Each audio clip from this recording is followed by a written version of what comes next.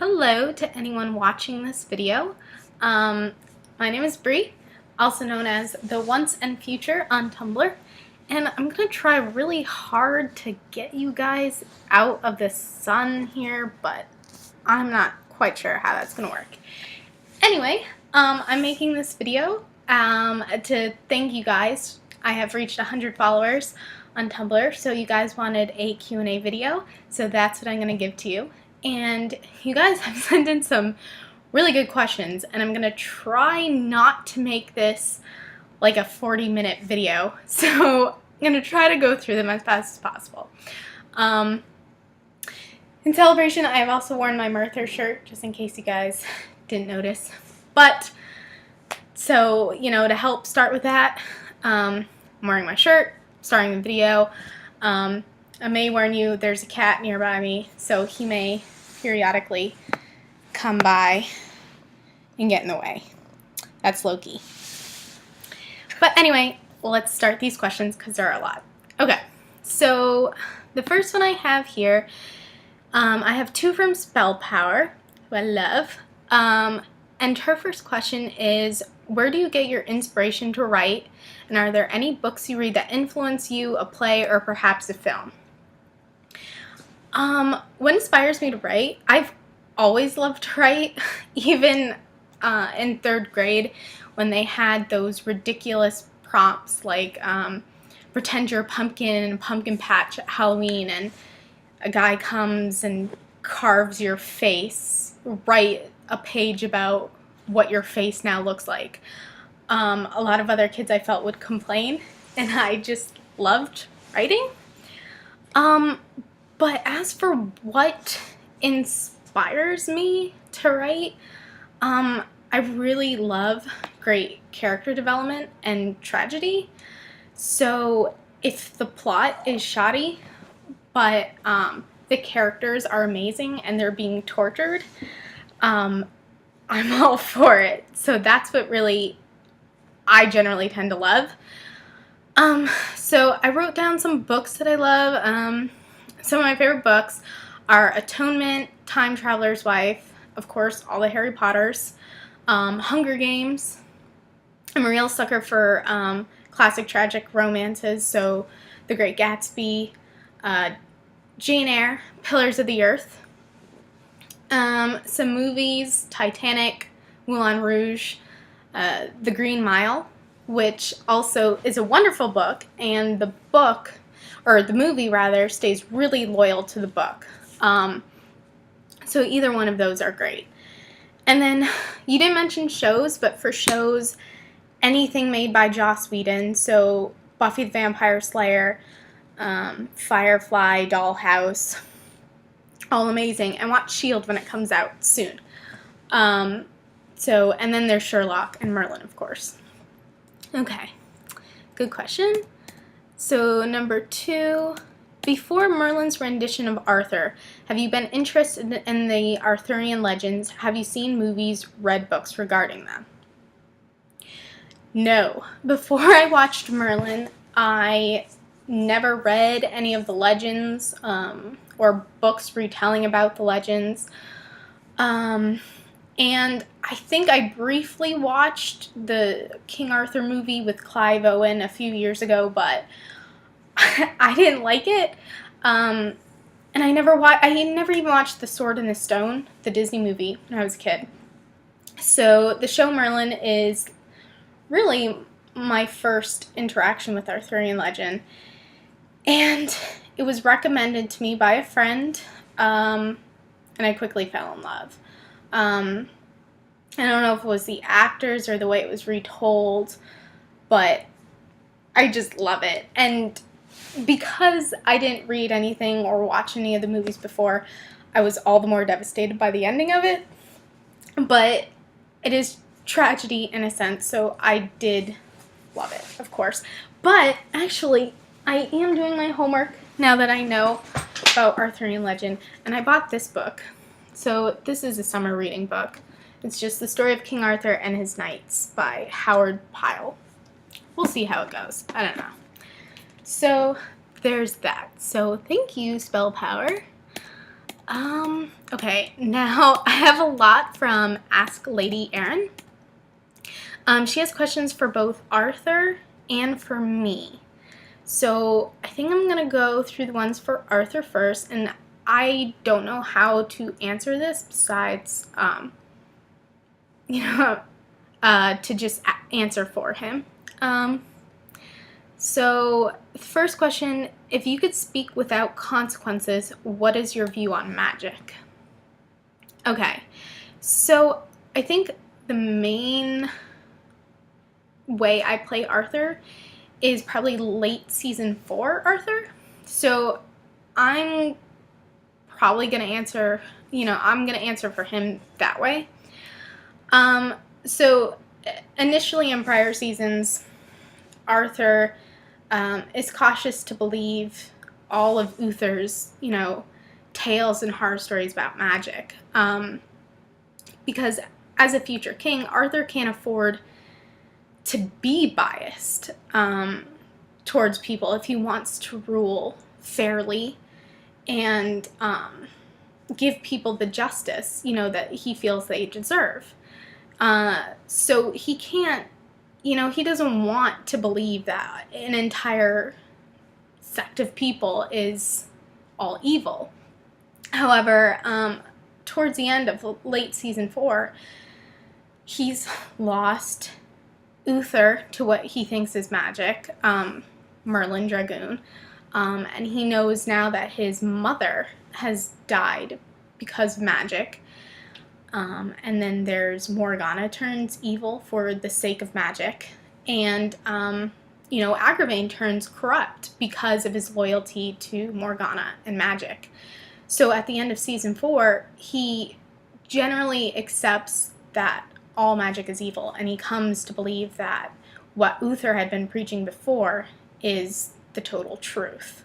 So he does believe, that magic is truly evil, which sucks. But yeah, that's his view on magic. At the moment, until Merlin, is a magic reveal. We'll see how that goes. So 2, how would you react if someone close to you, like a knight, Gwen, or Merlin, was revealed to be a sorcerer, and if this person claims to be good to be on your side? Okay, so I personally loved the magic reveal in Merlin because I think it's pretty accurate to how I would play it with the magic reveal, because at first he is shocked and he feels betrayed, and he feels like if they're hiding magic and he trusts them that well, what else could they potentially be hiding? Because he knows that in Camelot, death is a consequence of magic. But he'd like to hope that a knight or Gwen or Merlin, if they're really that close and they trust each other, he'd like to believe that that other person would trust him enough to know that he'd give him a fair trial, he or she a fair trial, and listen to, what they have to say, and he's not just gonna, burn them at the stake or whatever it is, the pyre, the stake. Anyway, or, chop their head off. He'd give them a fair chance. So he'd feel betrayed. And I think that's what would hurt him the most, more than the fact that they had magic, was the fact that they hid it so long. But he'd give them a fair trial, for sure. He'd listen to them. He's impulsive, but he's not that impulsive to put Gwen or a knight or Merlin to death without hearing them through. He loves those guys. He loves them genuinely, so he wouldn't do that. Okay, 3, what generally attracts you to a man or a woman? Okay, so both. Same characteristics in both, for sure. He respects loyalty, intelligence, honesty, bravery. I think the main thing he likes, though, is a man or woman who speaks their mind. Um, Honestly, he spent the greater part of his life being coddled, basically, and having people tell him what he wants to hear. But that gets boring, you know? He wants to be challenged, which is the reason why, if you look at, I think, all the seasons of Merlin, his three main love interests are all people who speak their mind. Morgana, Gwen, and Merlin. So, he definitely wants somebody who can challenge him. So, definitely. Last question for Arthur is, once again, pretend there are no consequences to your words. Can you share who makes your heart beat? Okay. Both in the show and my current threads that I have going, there's Gwen and Merlin, no doubt. Even though I'm not currently playing with Gwen, yes, he loves Gwen and Merlin, and Spell Power's character, Sarah or Zara. I'm so sorry. I don't know how to pronounce things. I'm really terrible with that. But I thought I read somewhere that you don't pronounce her name Sarah. I don't know. I'm so sorry. But Spell Power's character, she's amazing. And watch that thread because Arthur and her are gonna, yeah, lots of make your heart beat, as you say. Yes, lots of that. Okay, so those are the questions for Arthur. And now there are some questions for me. How alike are you and Arthur? Not at all. He's so much more brave than me, honestly. You know, he can go into battle without batting an eyelash, and I have a really hard time getting ready on a weekend to go out and meet boys and new people because I'm terrified and socially awkward. And yeah, so he's a lot more brave. I'd like to be brave. But I guess we're the same in that, you know, we both have our and rely on our close group of friends. I know a lot of people have a ton of friends, and I just have a handful of, you know, really close friends that I rely on. And that's the same for Arthur. You know, he has his knights, and he has Gwen, and he has Merlin. So we're like that way. Next one, how many languages do you speak and which? I speak one. I speak English. I took Spanish for 2 years in high school, and I'd really love to learn more. The only reason why I didn't take 4 years of Spanish in high school is because it time conflict with show choir, and show choir was the one thing that kept me sane in high school. So I chose show choir over Spanish, but if I ever get the time, I'd love to learn more because I've forgotten almost everything about Spanish, and that really makes me upset. Good question. So next one, do you have any other RP blogs? If yes, which? If no, do you plan on making others? Okay, so I'm going to do some promotion here too, but the short answer is no. I don't currently have any other RP Tumblr blogs. And Arthur is actually my first canon character in like 5 or 6 years. It's been a really long time. I usually play OCs.